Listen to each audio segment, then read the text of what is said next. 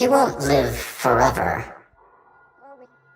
Remarkable, there's a need to remind you, but it's really the only thing you will ever know for certain. Your brain will cease to fire. If by a miracle of technology you achieve an artificial extension of your life, your sun will sterilize the Earth. If you escape into the stars, you'll simply expire with the final gasp of the universe, in its inevitable heat death. You will die, but you have no idea how you will live. You might imagine a future for yourself, but you're wrong. We've already established your powers of imagination to be embarrassingly optimistic.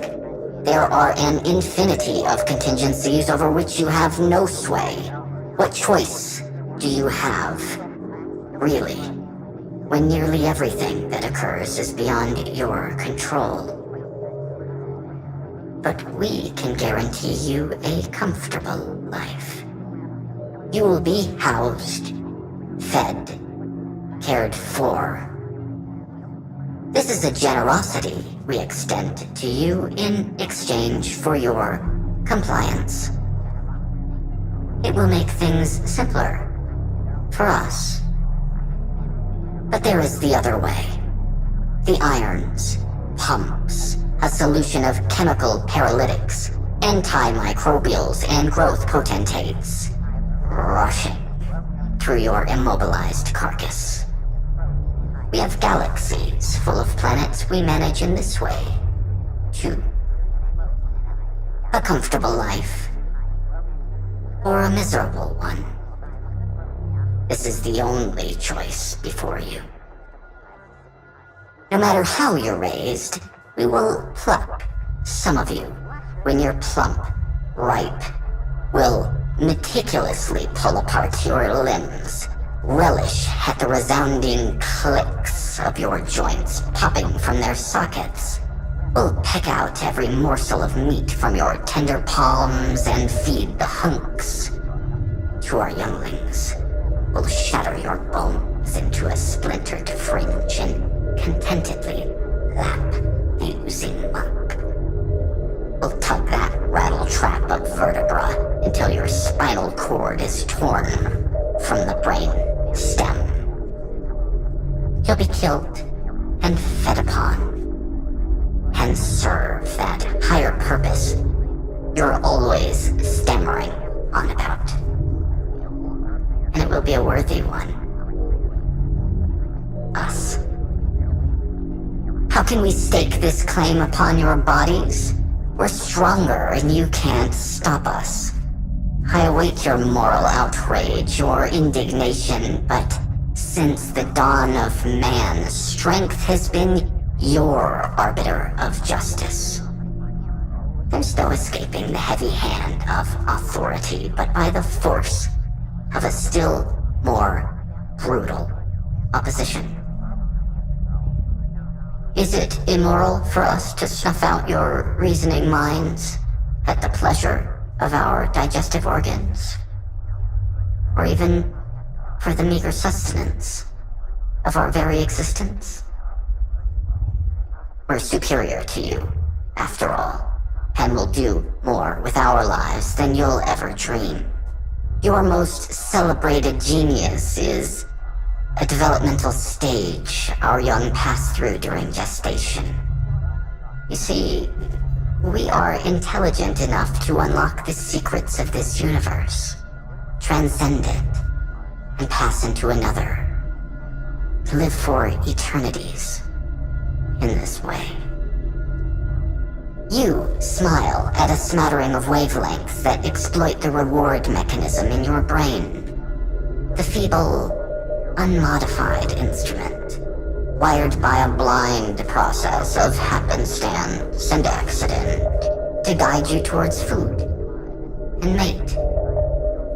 Our happiness is so sanctified by our depth of understanding about the fundamental nature of things as to make your most treasured moments seem a trifle. When you understand the context of every occurrence and wield so much power as to have facilitated the outcome, then you may be said to have earned your happiness. Even though we're stronger and intellectually superior, even though we will certainly achieve more and will outlast you, despite that you are doomed to die, owing to your powerlessness against catastrophe, you think and feel and love and believe that's enough.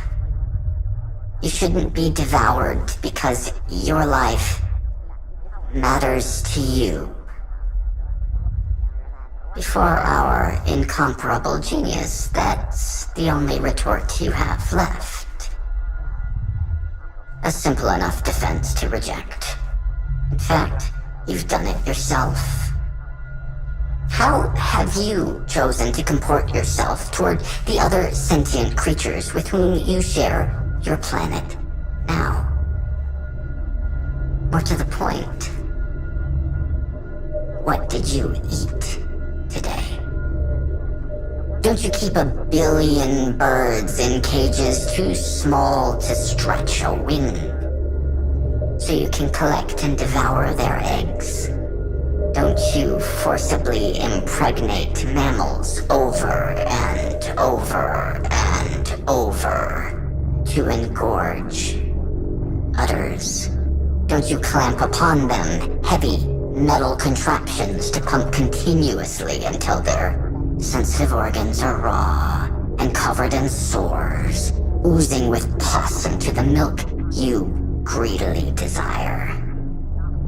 Don't you keep pigs in crates not big enough for them to turn around? Don't you sling them up by a hoof and slit their throats as they're wriggling in sheer mortal terror, no matter how they've lived? Don't you see the bulging horror you bring out in those big, gentle eyes? The tail clutched between shivering legs. Don't you understand that the meek creature, recoiling hooves slipping on cold, blood-slicked concrete, has simply seen you for what you are? A monster.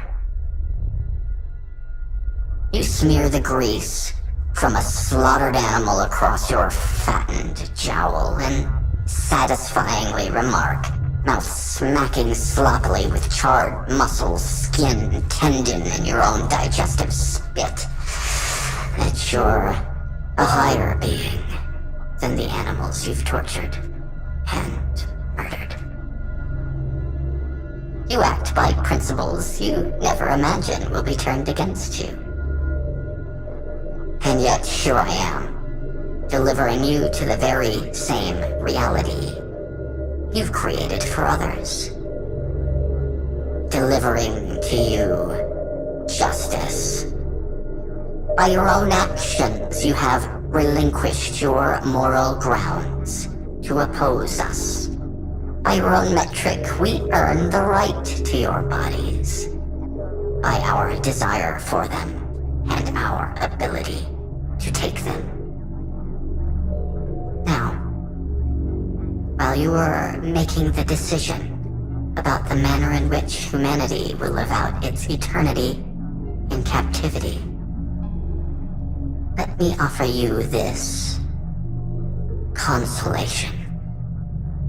I suspect you may find it hollow when spoken in your direction, despite how often you've pointed it toward your own acts of brutality. All the same, we will use every part. You will taste